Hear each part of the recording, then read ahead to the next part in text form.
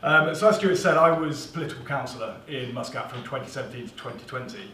And as Stuart also said, I took advantage of being able to sit outside the ambassador's office, often like a naughty schoolboy because I cocked up some element of a diplomatic relationship. And this picture of this man would jump out. And I would go on to talk about his life, which for me was a fascinating life. And it was a life of the empire, it was a life of Oman, and in many ways it was a life of India as well. But I do want to stress, I am not, particularly in front of some of the people here, an expert on Omani history. I think I'm increasingly an expert, sadly, because of my obsession with Jayakar. But this is, I hope, a discussion as well. So I'm completely not precious about you jumping in. If you have a question, if you want to clarify anything, please do. If you want to just correct me, I will equally take that with great joy as well. I am going to sort of use my notes a bit as well, partially because I've had a lot of knocks to the head playing rugby, and I can't remember much, and partially because there's some real nuance and depth to this discussion. And there's quite a lot of dates that I particularly won't remember. And so I would just like to, I think for the texture of this discussion, it's important to have those. But as I said, we are talking not about me and my various frailties, but Atmaram Jayakar. And the picture leaps out for me, not just because it's the first picture in a wall of, as Stuart said, elderly white men. It's also because underneath that picture there's a little tab, and it says Atmaram Jayakar, and I think it says he was surgeon from 1871 to 1900, and he deputised as political agents many times. And that contained for me a lot more questions than it gave answers. And I had probably too much time on my hands. And so I started research. What was this all about, and who was this man? And really began to learn about the nature of the British political system under the Empire, but also how Britain interacted with Oman over time, and how the history of what I was learning about with Atmaram Jayakar is important for the future of this fantastic relationship between our two countries. And I think in many ways his life was the life of the Empire. Deeply imperfect in some ways, but also alive and important and relevant to the future. And it was a life that covered in many ways different poles, from racism and near apartheid, but also a real sense of cultural crossing and a real sense of mixing. And fundamentally, I think the opportunity he had and the legacy that he left that resonates now in this relationship, which is so important to all of us that are here. And for me, I think the most important thing is he provides a human history of our countries and our shared histories. A lot of the histories of empire, particularly in the Gulf and in India, they're quite top-down. It's big narratives. And actually, particularly for the Gulf, it's really important to understand how it worked from the bottom up, and actually how people made the empire what it was, and made this relationship what it was as well. For me, his is it's not a big narrative, it's a small narrative, but it has big effects. And what it particularly goes some way to explain is how the British political residency at that time, from those years, so from 1871 to 2000, existed and operated pretty much with no staff, with very little backup, but was able by dint of skill and institutional strength to deliver a huge amount of relationships, to progress bilateral relationships, and in some ways to sort of progress and defend British interests. And so that's the life that I want to pick away at. And hopefully I will bring you with me on that journey as well. And as I said, it's the history of Oman, it's the history of Britain, I think it's the history of India to an extent as well. But it's also most importantly the history of this man, who I think deserves to be remembered. Because he wasn't just a surgeon, he wasn't just a diplomat, he was a naturalist, a linguist, a husband, a father, a traveller. And I think so much of the knowledge that we have about Oman from that period stems from this man. And I think he's much more than just that picture outside. So hopefully this is a story of him, and it's a story of how he operated, and how in doing that he operated within the context of our two countries and the future of that. So, before I go any further, are there any questions? No? Great.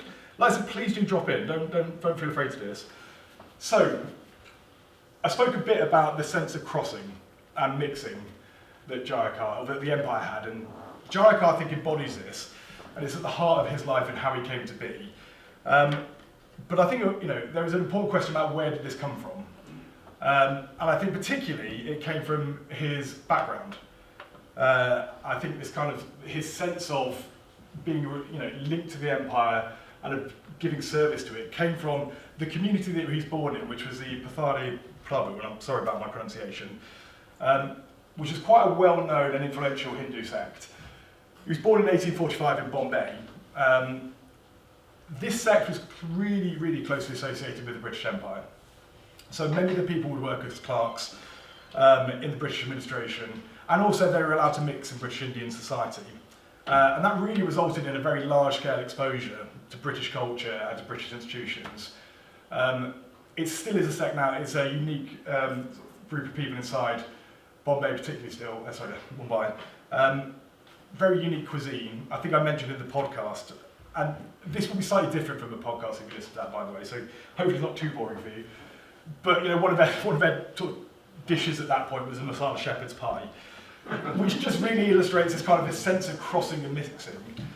And Jayakar was educated first at a Maratha school, and then he went up to John Wilson's Free General Assembly institution, and that was a school run by Scottish missionaries. And the whole point of that school and other schools like it was to discredit Indian religions and to make conversion to Christianity possible. So right from the start of his education, he's imbibing, from his birth, he's imbibing a sense of imperialism and the administration around him. And he was described by his contemporaries as precocious and active and intelligent. And he became one of John Wilson's favourites, actually, and particularly so because the story that is told about him is that he received a scholarship by dint of his efforts and success, and he gave it away to one of the poorer students to ensure that they could continue to travel and to attend the school. And that's an important moment, I think, because that kind of generosity of spirit prevails and it goes throughout his service, and I think is an important cipher for who he was. He graduated from there and he went to Grant Medical College, which still exists now and is one of the critical medical education institutions in India, where he excelled. And again, this, I think, sort of further drove the westernisation of his education in some ways. He graduated with the LM, which was the degree in medicine at that point, first-class honours. He won the gold medal on graduation, multiple scholarships. He was all set up in some ways for a sort of career in private medicine, which I think quite a few Indians would go on to do at that point in Mumbai. But what he chose to do instead was join the Indian Medical Service, which was the sort of the colonial medical arm. And ostensibly, he was looking to do this in 1867. A couple of years beforehand, the IMS had opened up to Indian applicants. But I think in the way of some of the imperial institutions at that time, it was open but not really open. So the critical determinator of whether you could join the IMS was if you could travel to England and you could attend 6 months at Netley and pass exams there. And of course, many Indian students just couldn't afford to do that. But because of his academic excellence, he managed to achieve a travelling scholarship, and he went to Netley. He graduated 8th out of 12th in his class, and he joined the IMS, and I think he was the only second Indian to do so. So he was a trailblazer in that way. But his time at Netley actually is really important in terms of who he went on to become. And there's two reasons why. Firstly is that he changed his name. So when he went to Netley, he was Atmaram Sadashiva Jayakar, and he came back Atmaram Sadashiva Grandin Jayakar, which was another question that I had. Why on earth is an Indian called Grandin? He boarded with a Mrs. Grandin for 6 months, who treated him like a son, apparently. And this has such a fundamental impression on him that he petitioned imperial authorities back in Mumbai to change his name and to adopt Grandin. And it turns out, in the course of my obsessive research, that he was the first ever Indian to do so. And it was a great example of imperial bureaucracy because there was a back and forth for about 6 months where nobody could quite find a rule that said he could, but nobody said he couldn't find it. He couldn't find a rule he couldn't. And so in the end they said, okay, well fine, we'll let the precedent be. So he became a man with a link back to England. Atmaram Sadashiva Grandin. What was even more significant in some ways is that on his first posting to Ahmedabad, he converted to Christianity. And this was gleefully followed actually by several British medias, British papers. Again, I thought it was important to put some of his quotes across. So the Manchester Courier reported that while he was yet at school, he became convinced that Hinduism was entirely without evidence of a divine origin, and that Christianity was the only true and divine religion. Oh dear. You know, so, which is sad news to Hindus, I think. And so he converted. And, you know, this left this man in the first year of his posting in the Indian Medical Service, the second Indian ever to join it, a man with an Indian name and an English name, and a convert to Christianity. And I've put this quote here, which comes from an excellent book by a woman called Maya Jasanoff, because this is what I think is, when I talk about the human history of imperialism, in many ways it's a messy human story. And so she talks about the process of a cultural encounter involved crossing and mixing, as well as separation and division, and that imperial expansion, Britishness, and cross-cultural inclusions were joined at the hip. And that's Jayakar in this way.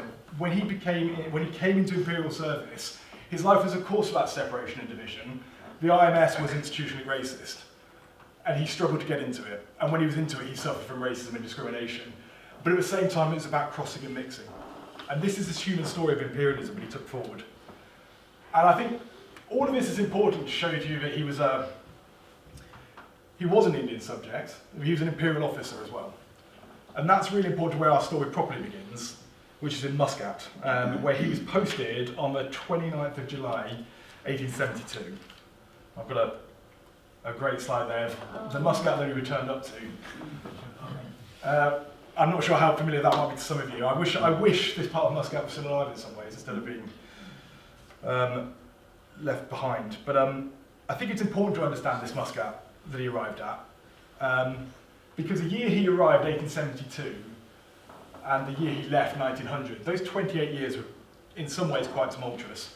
So he came just after the Imamate had fallen, and what took its place was a powerful sultan in some ways, but also a lot of tribal squabbles that existed around that, and a lot of dynastic politics as you have in any kind of royal family. And I think, importantly, this was an important regional port, and it was critical to so much trade.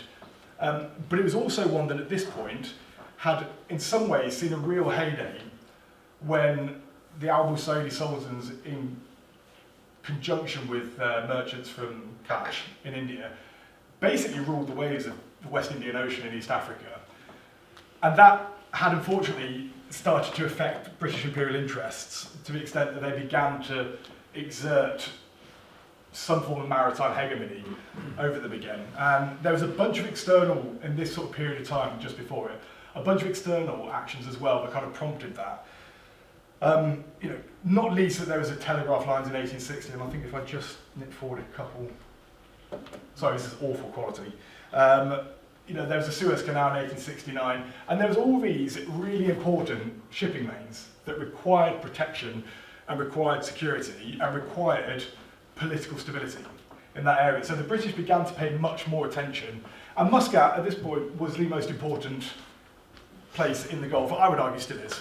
But it was the most important, and that's where the British political agent was posted, both before the MMA and then withdrawn when the MMA was there from 1861 to 71, 1868, sorry, to 71, and then put back there. So Jayakar was put there as a second member of staff in the embassy, the agency, in 1872. And there was a fairly important piece of this story, which is that part of the way that the British reasserted their economic hegemony was by declaring those Indian merchants British subjects. And so all of a sudden their allegiance switched from the Al-Busaidi Sultans to the British agents. And their interests effectively became associated solely with Britain rather than with the Omani interests. Oman was never a colony, and it's always been of great regional importance. But there's an academic framework that I think is quite important in explaining how the British Empire operated at this point, which is the idea of informal empire. And it's that there was never ever a formal empire with Muscat and Oman. It was an independent state, and the Sultan had a huge amount of power. But at the same time, there were treaties that had been signed with Britain, including the one in 1798. And that enabled a form of relationship between the British agent and, in some ways, a slight share of sovereignty between the Sultanic crown and between the British crown. And what it really meant was that British political agents in Muscat were able to help shape and influence Sultanic policy. And what's really important about that, as I said, it was never formal. What it really sought to do, it didn't seek to oppress rulers, it sought to collaborate and co-opt with the rulers, and it sought to operate within the indigenous political systems as they existed. So the British political agent, was a subtle presence in some ways. And what's really important about that is, A, the balance between indigenous and imperial interests, but also the political skills it required to achieve. And these were men, and they were men, sadly, who were far distant from imperial power, far distant from Calcutta and Bombay, by themselves. One British agent, one British surgeon, responsible for most of the relationship with Muscat and Oman. And they had to rely upon themselves. And Jasanoff, again, she talks about how it was individuals, not institutions. And what it really hones in on is the importance of the skill, diplomatically, politically, but just personality-wise, of these men and the things they were able to do.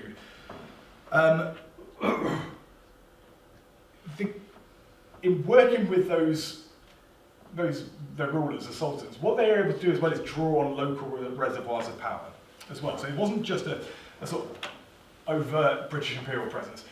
It was a relationship, and it required people who could run relationships and could manage them.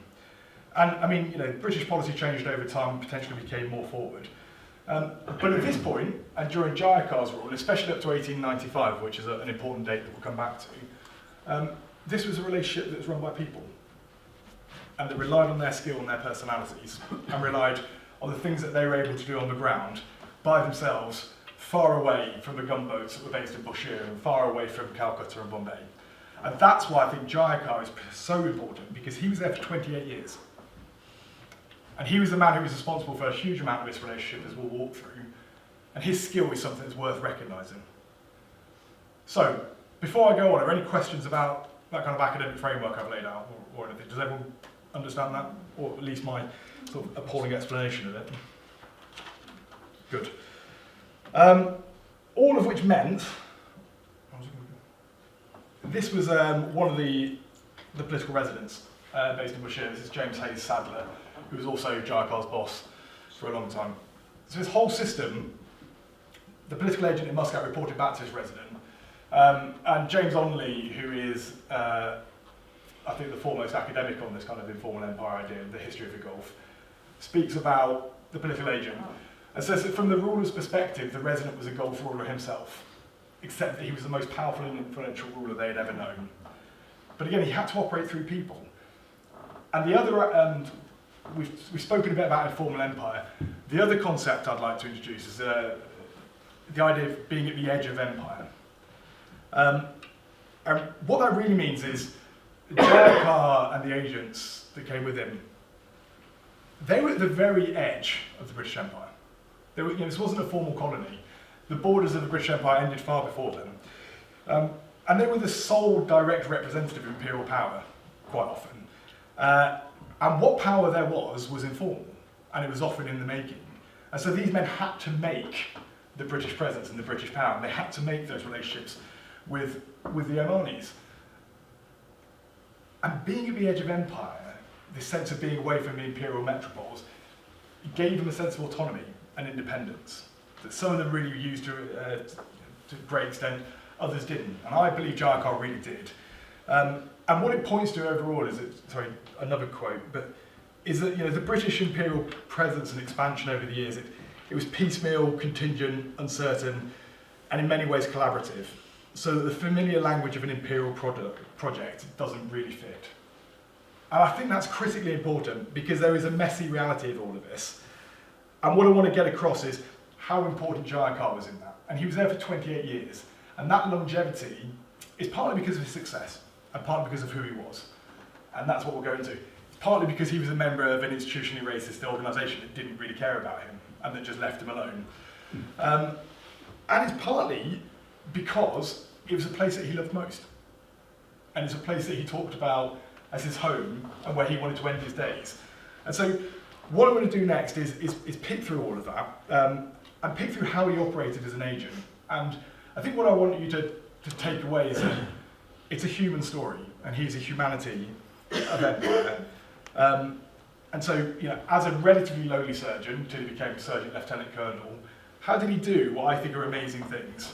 And how did he work across the population of Muscat and Oman to help shape and embed imperial power, or the imperial relationship?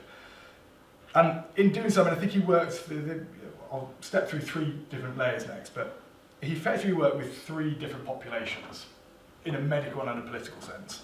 And there's some really key skills and personal attributes that I'll bring out in that. But he worked with the Sultan and the Arab elites first. Then he worked with the Indian merchants and the economic elite. And then he worked with the broader population of Muscat, which was incredibly diverse at that point, just like it is now, and incredibly tolerant, just like it is now. And those 3 different approaches layered and gave a really powerful effect that we will go on to talk about next. A word before I do, and I've probably committed some gross abuse of Crown copyright here. So forgive me, you didn't see this. But this reason, most of this, this work has been done via research of old imperial records. The Qatar Digital Library, in particular, is an incredible resource where you're able to first-hand access these kind of notes, this legacy of information that he left behind, because it's something that I'll come back to later on when we talk about him as a naturalist and a linguist, but the British Empire lived on information, and it was a really, really data-intensive empire in a way that we probably recognise now, and it was obsessed with paperwork. It really was an empire of paper. And so you've got these different, some of you probably recognise that because it's, we still have a lot of paperwork. But you've got Jayakar writing an annual report there, but these are his kind of fortnightly reports that he would send when he was political agent, talking about what was happening to the political resident. I've now become an expert in his handwriting as well, which is, I can actually read it, but they're beautiful insights into what's happening day in, day out in this agency, and the kind of depth of relationships they had, and just how busy they were. And it gave me insight both into the role of the political agency, but also the role of the Indian Medical Service. And the Indian Medical Service is important because there's a lot of contested literature and history around the Indian Medical Service. It's seen often, the medicine is often seen as a kind of tool of empire, and it's been variously quoted as a model of hegemony, control and domination, and both a civilizing mission and a method of cultural erasure.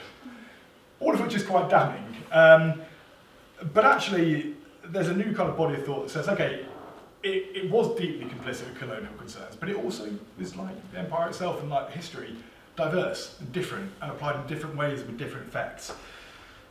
And I think Jayakar himself, will go through how he operates as a doctor and how that links to a political effect. But there was a real diversity about what he was doing.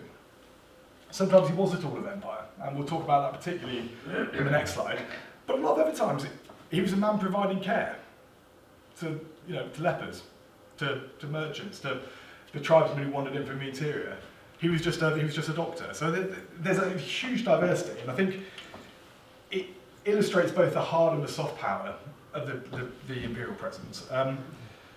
So we'll move to the next slide. Does anyone mind if I just take a quick sip of water? And have we got any questions about me?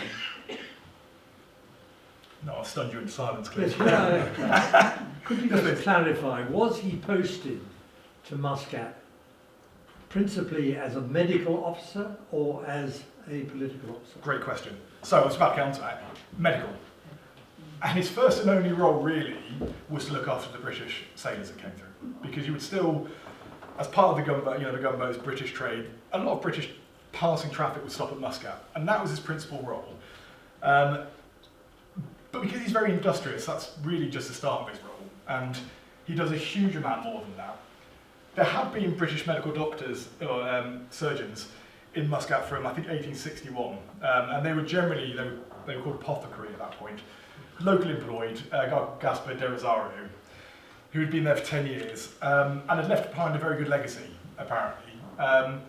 So Jayakar came, as I said, he was the first surgeon to go back there after being made, and his job was to look after the British sailors. But I think he, as every good official does, interpreted his instructions very broadly. And he was also clearly ambitious. So one of the first, I think, key political acts he does is he writes a thing called a medical topography of Muscat in 1875, and he writes it for promotion, which he gets, and he goes up to major. But these topographies are fascinating because they began to form a kind of genre of their own across British India, and what they were principally doing was looking at the natural and built environment and the people, and trying to ascribe the causes of disease. It was quite a scientific approach in some ways, but because it's a piece of colonial literature, it also categorises, it records, and particularly in this document, it splits up the people of Muscat by their race, and then tries to ascribe different characteristics and different behaviours to them. He was actually, I think, he was extremely complimentary about Omanis, Arabs, well built, have a manly appearance, retain a good deal of a physical power of endurance. Sound, I can see that's very much you. He was much less complimentary about some other people in Muscat. But what began to happen around that topography was that he became almost a personal doctor to the Sultans as well, and then the Arab elites from there. And you may remember I talked about medicine as a tool of empire. Well, that was kind of explicitly a tool of empire. It's a very political act. You're basically keeping the ruler alive, and at the same time you've got access to them.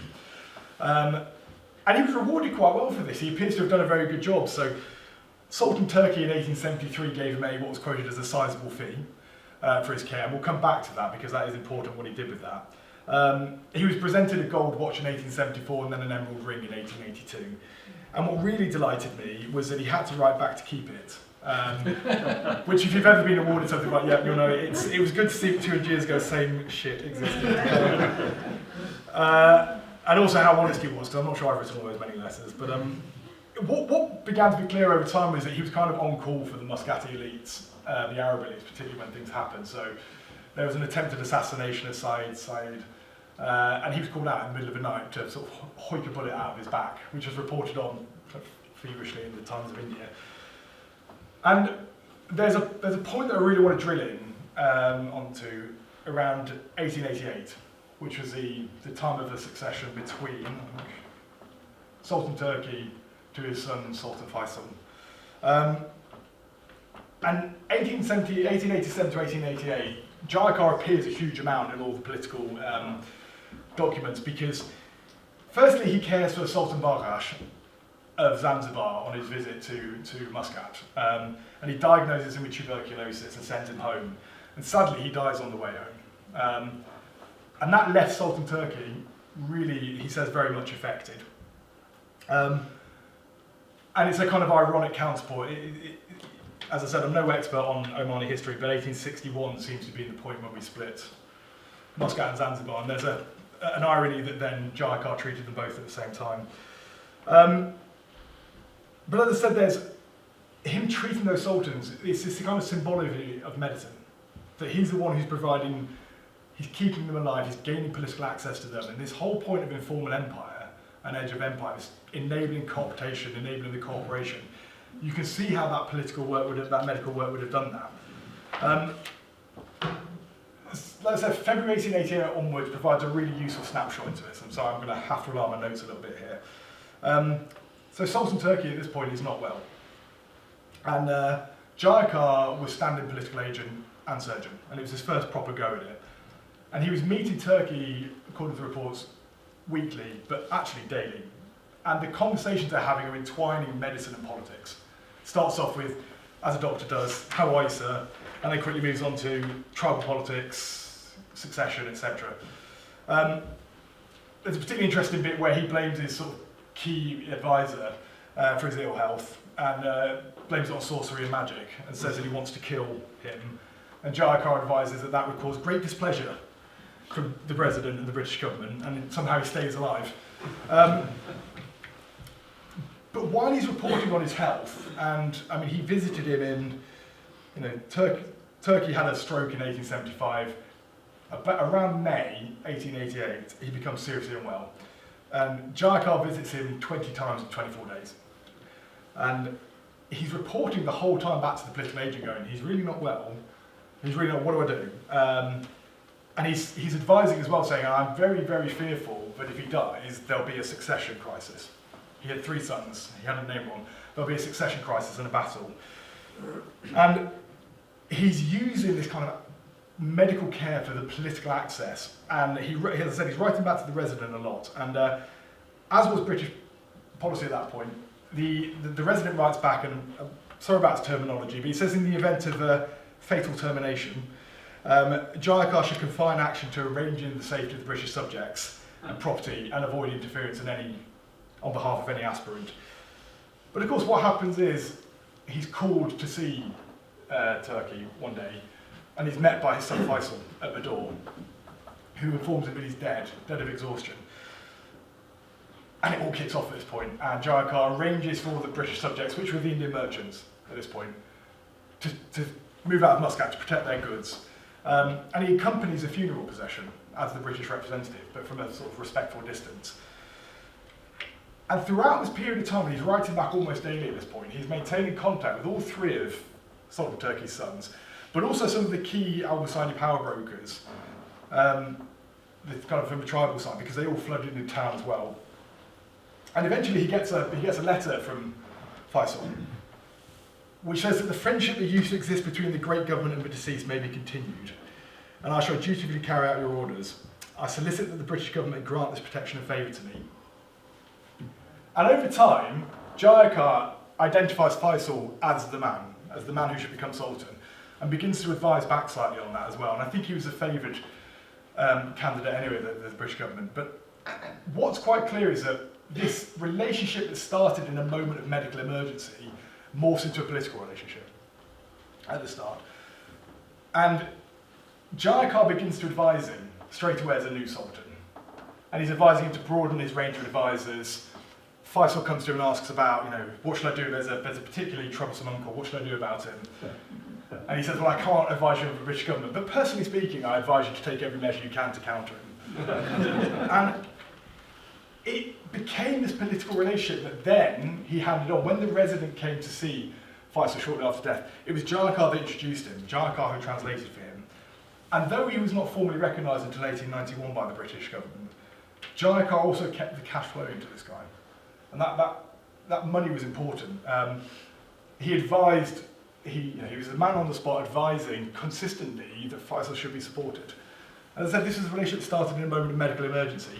And that throughout that you can see all this time he was maintaining these kind of networks, these tribal networks of senior sheikhs that he was providing treatment to, tracing these clashes between different tribes, the Hinawi and the Ghafari. And he was also working to protect and sort of enmesh Sultan Faisal in a way. All of which goes back to that point about informal empire, that he was seeking the cooperation and the collaboration of Sultan Turkey so they could work together to progress both of their interests. Now, where have I put that thing?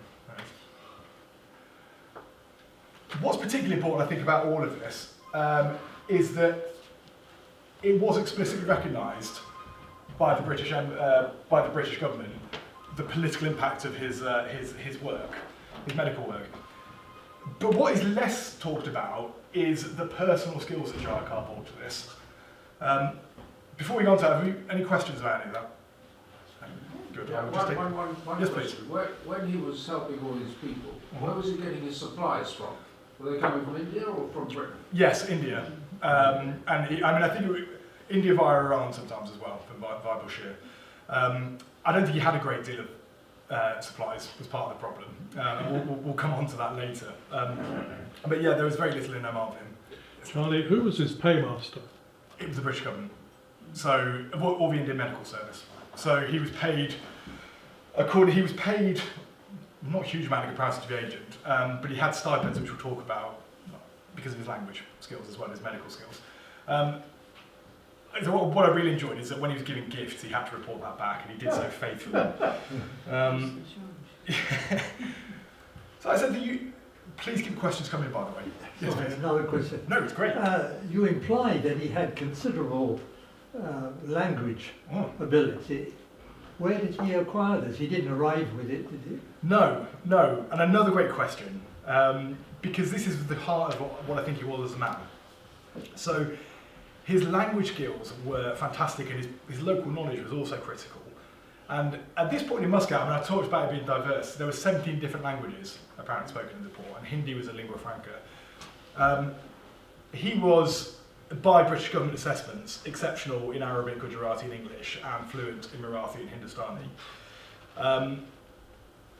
And Jai, his language skills, in my opinion, are in some ways more important than his medical skills, because they put him in places that other imperial officials couldn't get to. So you have an economic elite in the Indian merchants, you have an Arab political elite, and he was able to speak to them fluently in both of the languages. And he also, I think through his medical practice, but also through living where he did. And sorry, I should have, we'll probably come to that later, but he lived in Muttra, by the way. And obviously the agency was in Muscat. He used to have to commute across every day on a boat. But it meant that actually he was across both these places. And these were the two hearts of sort of Muscat political and economic power. And he had a foot in both camps. He is very well thought of by British political agents. So I got his, all his personnel reports from the Indian Medical Service, which was a labour of love to get from the National Indian Archives, but I did it. And the IMS never speak about him. I don't know him. He's been away he never goes back to Mumbai. There's a quote where says, I don't know the guy, but he seems good. But the agents speak about him in these glowing terms. Belleville was one of his agents. So he's one of his bosses. And you can see, he provides considerable assistance to the political agent in political matters. Done it again. They talk about his unparalleled local knowledge and this interweaving that he has of linguistic skills and cultural knowledge as well. And so this is another quote from Belleville, but successive political agents at Muscat have frequently had occasion when communicating with the Sultan or translating important documents to invoke the aid of Surgeon Lieutenant Colonel Jayakar. His acquaintance with the language, and so I've italicized this, but combined with his local knowledge, have frequently been of great assistance to the political agent. So even when the political agent was talking directly with the Sultan, Jayakar was the man who was doing it. Jayakar was translating. Jayakar was translating the documents. And this part of the reason for his longevity, because successive agents kept writing saying, just leave him, please. In a slightly more fluent fashion. It would be the advantage of the government to return his services in a place of which he has such wide knowledge and in which he was so well known. And this, to me, is at the heart of, it still is at the heart of government operation and diplomacy now, but it's how conversant are you with the languages, how conversant are you with the culture? How do you instrumentalise your skill in pursuit of your government goals? And it's clear that Jayakar just had an incredible facility in this, an incredible diplomatic facility as well to go beyond his kind of like I said, his initial task was to look after British sailors. He became a personal doctor for the Sultan. And that was the first wing, that was his first population, if you remember I spoke about. I'm sorry, I'm going to speed up a bit as well. His second was the Indian merchants and the economic power base, really. And this was a very direct implementation of British policy, I think, which was for the protection of British subjects and commercial interests. Because I think what's really important about these merchants is not just that they were critical to integrating Muscat into the regional economy and making Muscat a regional port. They were also bankers and loaners. So there was a very heavyweight merchant at one point called Ratansi Purushottam. If I go right back to this picture here, he owned the bulk of these properties between the agency and the palace. And they did more than that. They owned the majority of the houses. They owned the majority of the date gardens. So when people foreclosed on debts, they became more and more wealthy. To the extent that these merchants actually ran the customs, which is the principal source of revenue for the Sultans. And the Sultans and the merchants worked very closely together, very good relationships, critical to the economic sort of sovereignty and survival of Muscat. But Jayakar himself spent a lot of time looking after his community. And in his topography, I put this in because it made me chuckle, because I think we'll all recognise this. He speaks about the merchants and the effect of their climate in their case would seem to lead to premature decay and old age, which I think we all recognise. But he was much closer to his community, so the topography is very strong on them. He lived amongst some of those merchants in Muttra, and he worked amongst them in Muscat. there was a cholera epidemic in 1900, which I'll talk about a bit, but he placed the whole entire community under his care, conducted a full audit on them, and there was a much lower mortality rate of this. And I think this is really, the relationship is really summed up in a vignette, which is was published in the Times of India. He was, when he left, he was given 3 separate leaving presentations by the Khoja and then the Hindu communities of Muscat and Muttra. And this again, he had to seek permission in the imperial bureaucracy. They said, well, okay, it was so exceptional, we'll let it go. But the Times of India reports that he thanked them very much for the silver caskets. And then after advising them on sanitary matters, reminded me on their duty to the British government. So this is a man who in his leaving speech has effectively said, wash your hands and follow the political agent. And again, when we start talking about that intertwining of like medical and political, I mean, this shows that clearly he was more obsessed than I was. And he uses, as I said, he uses to political effect as well. During that rebellion in 1895, when a lot of tribes came in and stormed Muscat, he was a constant source of intelligence. He had so many relationships with all the Indian merchants that he was a constant source of intelligence. He constantly looked after them. But he was also responsible for evaluating the compensation that they deserved. Where he found that the claims as a whole had been grossly exaggerated, with some glaring instances of dishonest apprenticeship profit. And the agents are writing back going, only Jayakar could have done this because only he knew this community so well. And only he has the ability to do this. And this went right up to the Secretary of the Government for India, where he was rewarded handsomely. He then took that compensation claim and pursued it with the Sultan, and the Sultan had to put in a new tax to look after some of the dates, on the dates, which again caused him more problems. So it's the kind of the problematic element of imperialism. But at the same time, you see here this intertwining of medical and political again. And then the last thing that I'll talk about is, I think in some ways, the most important element, which is his care, the care that he offered to Muscat and Muttra as a whole. A lot of his work was explicitly imperial, and in some ways this was as well, but I think it was much softer. And this is where that concept of edge of empire comes in. He was autonomous and independent, and he just did things differently, and driven, I think, by integrity, actually, in some ways. And so you may remember I mentioned that he was given a sizable fee by the Sultan in 1873. He returned it, and he asked for a donation of a house instead that he could set up as a hospital for the poor of Muscat. And quite often, imperial medicine was enclavist, and it would only provide treatment to the political elite. Jayakar, who was the only Western medical doctor in the whole of the Gulf, also set up a hospital, which is the first of its kind. And in some ways, I mean, I think this is what we talk about when we talk about the making of British power. Successive agents saw it as a real element of soft power, but at one point, he was seeing, the population of Muscat and Muttra in 1894 was around 40,000. He was seeing 50 to 60 patients daily, which I think adds up to about 1,500 a month. So he's seeing nearly 5% of the population on a monthly basis, day in, day out. And there's lots of stories about tribesmen coming in from the interior, being treated. There's stories as well about him going, there's a leper colony outside of Muscat. He was going out providing treatment to these people. And it left him, the Times of India talks about how it left him esteemed by all the classes in Muscat. But I think one of the important things, and I've actually, some of you, and I'm very grateful to Jim Taylor for these, but this was a hospital that was in Muscat. Some of you may remember that. I think it shut in sort of the late 60s. And it was set up in 1909. And this was a direct follow-on from Jayakar's hospital because it was, at that point, so unfit for purpose that they had to destroy it. But critically, this was set up by Syed Faisal, and it was sponsored by British and Indian merchants. And what it left behind was this legacy that it brings this whole story together in some ways. That this hospital was recognised as being important to political presence by the Sultan, by the British Empire, by the Indian merchants, because they all sponsored it. And it's this intertwining of medicine and politics and power that is absolutely central to this whole story about Jayakar. And over time, like I said, there was a cholera epidemic. It led to some more intrusive measures. Jayakar tried to vaccinate some of the population. He tried disinfectant. and it led to a regime for quarantine in the end that more forcibly, I think, injected the empire into the lives of a lot of Omanis. Because what's also quite telling about all of this is that Jayakar never really replaced a lot of what was already happening locally. And in fact, he worked with a lot of what was happening locally.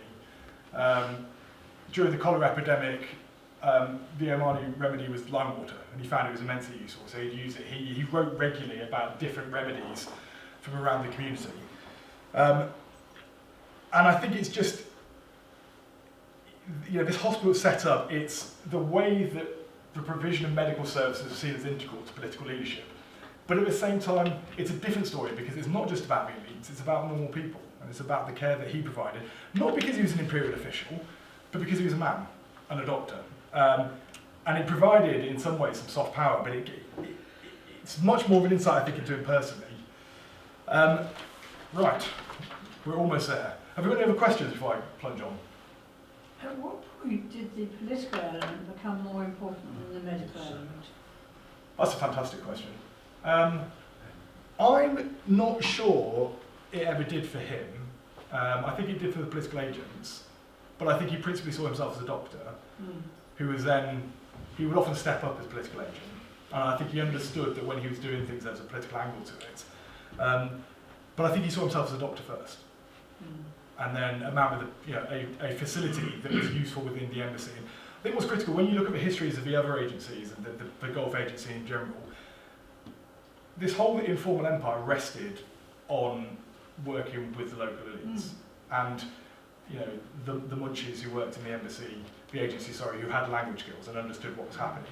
And Jayakar in many ways stood between, he was almost like a local agent in some ways, but he was also an imperial official. He had this huge facility. So I think he was a doctor first, but he had this ability to provide services for the embassy, the agency as well. Yes? A very quick one. Yeah. Where did he meet his wife? Who did he have any social life? No.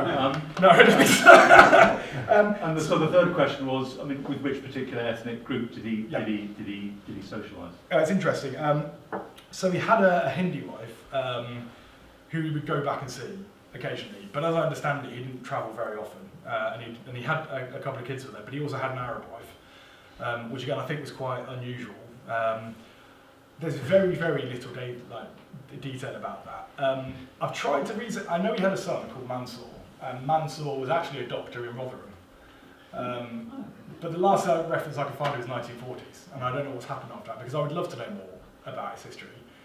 He had a great nephew called Pratap Velkar, who wrote a bit of a story about him, and there's a quote from that later on. But it's very light. What it does, what he principally remembers is a gentleman who came back fairly often but had huge collections of butterflies and things like that. He was a massive naturalist, but there's not, the personal side is what's missing in this. I have to kind of pick that and what I think of him from the notes that he left, but I would love to know more about him. So, do you have another question? Well, you mentioned very briefly then that he was a considerable naturalist. Yes. I just wondered how he managed to fit in that interest with all his other activities. Well, so this is the last bit, because I think this is actually in some ways the most amazing bit. Sorry, there's another quote there about his medicine as well, and about the soft power of it. But Indian the IMS and the surgeons in general, even from when they were in the East India Company, they always had to treat soldiers and ideally to treat the native rulers as well, because it gave them access. But they were also there to look at the flora and fauna of a country and start to collect and to begin to understand, and because it's imperial times, categorise.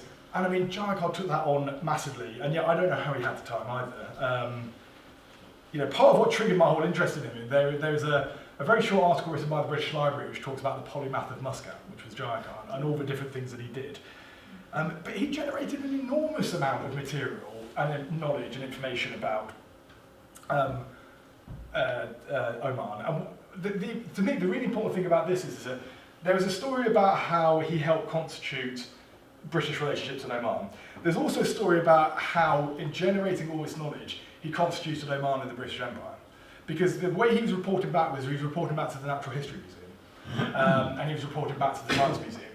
And these, if you read the history, these are the institutions that stand up networks of global knowledge, and he's producing this knowledge and he's sending it back, and there's constant letters back and forth between between him and various scientists. And what comes across, personally speaking, from that is that he's desperate to be part of imperial society. He wants to be accepted. He's constantly petitioning for membership of different institutions. I mean, he found something like 25 different species of fish. These are named after him. Apparently, he's the first Indian to ever have mammals named after him. So this is the Hermotragus Jayakar, and this little fella here is the Jayakar seahorse. He found snakes and shells and butterflies. He was a linguist. I mean, he produced the first dictionary of Omani Arabic, the first grammar of Omani Arabic. He produced a sort of article on Kunzari, which is spoken in the Sultan Peninsula. I mean, just incredible. He really took part in this kind of empire of knowledge, to the extent that his one of his contemporaries talks about him being immortalised in the Grand Temple of Science, which I think is a great temple. But this was, like I said, an empire that just thrived on knowledge, and he produced so much of it, alongside other agents as well. What I do know is that when he went into retirement, he took on the task of translating Hayat al-Hayawan, which is effectively an enormous kind of Arabic dictionary of different animals, and it was 8,000 pages long, and he was translated from Arabic to English. It's unfinished, but I mean, it's an incredible undertaking. But what I think is particularly touching about this was that he was a surgeon for a long time with Samuel Barrett Miles, who was also agent there for, I think, 15 years on and off, and was another great naturalist. And he dedicates this work to him as a token of esteem and affection by his sincere friend. And again, I think it just speaks to that kind of personal side of him wanting to be part of imperial society in many ways. And this was a quote that was about him, and it's one of the more personal things I can find about him. He preferred Muscat to any other place in the world and hoped to end his days there. He's a great naturalist, and his house is filled with curious animals from Eteria and marvels from the deep. And he showed specimens of a rabbit-like animal which the Arabs called Wahabs, and which he affirmed is the coney of the Bible, and of Oryx, which lives up on the Jebel Akhtar. And he ran a huge network of different informants all across the country who constantly provided stuff for him. And he's, I can barely read a book, so I don't know how he found all this time. But that's the end. And what I wanted to conclude on is, I hope you can see there the story of him. I've got no more. The story of him, and his contemporary. This is his obituary when he died in 1911. It talks about being thoroughly loyal to the British government, and his charity was unostentatious, and under a somewhat stern exterior, he had a heart extremely tender and kind, and his person was always open to the needy among his nearest and dearest ones. And this was, I said, his great nephew wrote a book about elements of him. This is him in retirement, saying that he acquired British manners, and thereafter he retired, but the mannerisms never left him. He remained a naturalised Englishman throughout the rest of his life, and attended all dinners at home in full dress like an Englishman in three-piece suit. And in some ways, it feels quite sad, because it seems like he went home and he lacked the purpose and the sense that he had of being somebody in Muscat. And that's why I want to remember him in many ways, because his is a human story of our past, of our histories, and of how Oman, Britain and India have such special and deep relationships, because it rested on people like this man. And he had such a great deal of skill, and he used this autonomy and independence to such a great extent that, it's flippant and it's crass, but you could talk about he nursed sultans and lepers, and he advised and he cajoled and he brokered truces between different sheikhs, and he was left alone in many ways by his service in Muscat. And he was forgotten. At his retirement, he was only one of 10 Indians to make lieutenant colonels. But like all others, he was superseded by younger, whiter colleagues, a fact not missed by Times of India, who stated, "We are not aware that there is other reason for his supersession than that he is a native of India, and we altogether fail to see in this fact a warrantable bar to promotion." And he was written about as a man of great industry and intellect by Samuel Barrett Miles. And he was in an organisation that has been quoted to say it had a pervasive anti-intellectualism, probably like our government now, in which innovation is discouraged. And yet he went on to build this legacy of medicine, that resulted in this hospital here, and that resulted in the care of like 5% of the population monthly. And he was an Englishman and an Indian, and I think an Omani as well. He wanted to end his days there. And he's one of a few people, I think, who really explains how history operated at that point, and how the British Empire operated, and how Oman operated, and how those Indian merchants operated. And I've said here, he's a man who loved Oman, and it is very clear that that's what he did. And he was, to me anyway, he's very much more than a single photo. He's a surgeon and he's a naturalist. He's a linguist and he's a diplomat, a husband, father and a son. And I think he's always a part of our history and one that should be remembered. So, thank you.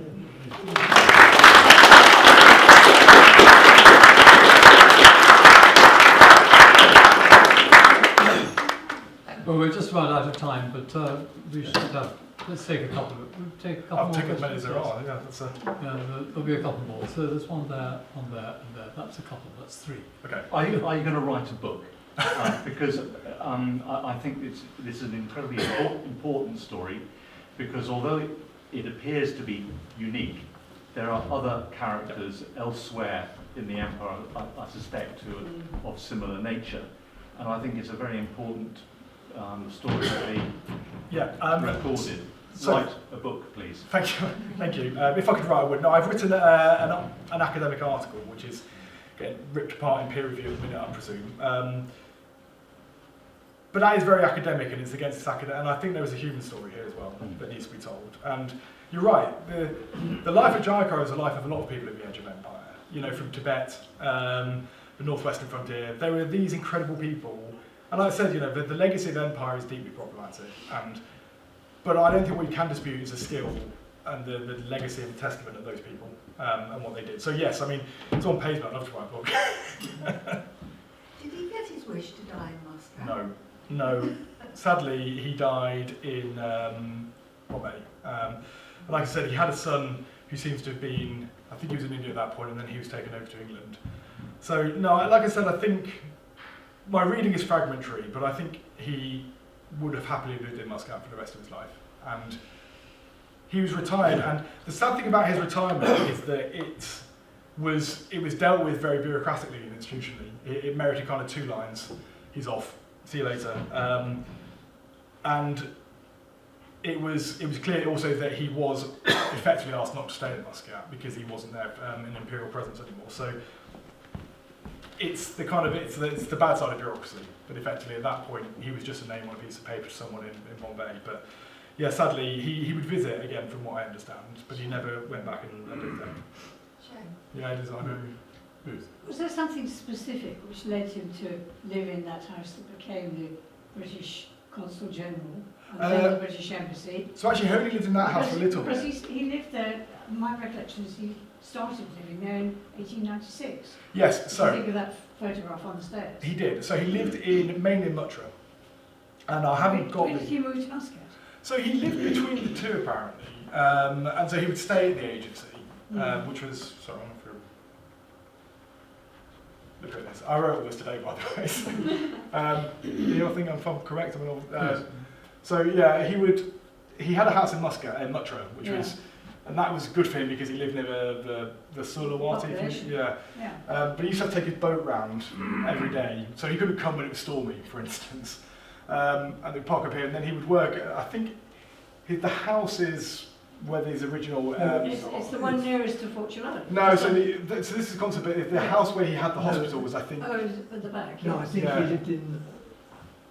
So that was the agency. No, the one next to it. This one. No, that one. That one, yeah. But yeah, he, as far as I was aware, he rarely lived permanently. He would stay over sometimes, for instance, when there was various difficulties with weather. But the agent lived there, and he would live back in Muscat. And in fact, I mean, there was an explorer called Theodore Bent who wrote that point about his house, who also wrote a lengthy soliloquy about how ridiculous it was that he lived in Muttra, because you know. The Bishop of Lahore actually died in Muscat, and one of the reasons he died in Muscat is because Jayakar couldn't get around quick enough to look after him. Yeah, so the Riam Pass was not quite available at that point. Last one.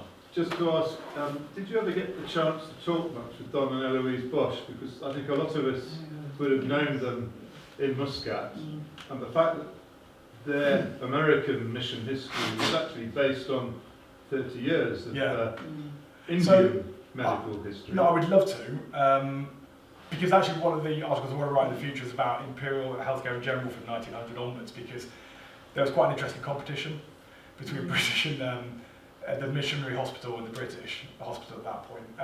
And it's interesting that kind of the British provision of medical care tracks with when we cared. And we would invest more, and when we didn't, we would invest less. And there was a constant struggle to get supplies, which the American Missionary Hospital didn't have. Right. Because it was well stocked, and it was you know, they did an extremely wonderful job. So no, I would love to hear more about that. Well done. Well done. Thank you. Great. Thank you very much, Charlie. Yeah, thank you. Your enthusiasm. You've clearly done what biographers talk to my wife. take you to fall in love with your subject. Yes. I don't think he knows, but I'm happy to take any more questions as well afterwards. So we'll just have a chat. Thank you. Charlie, many thanks.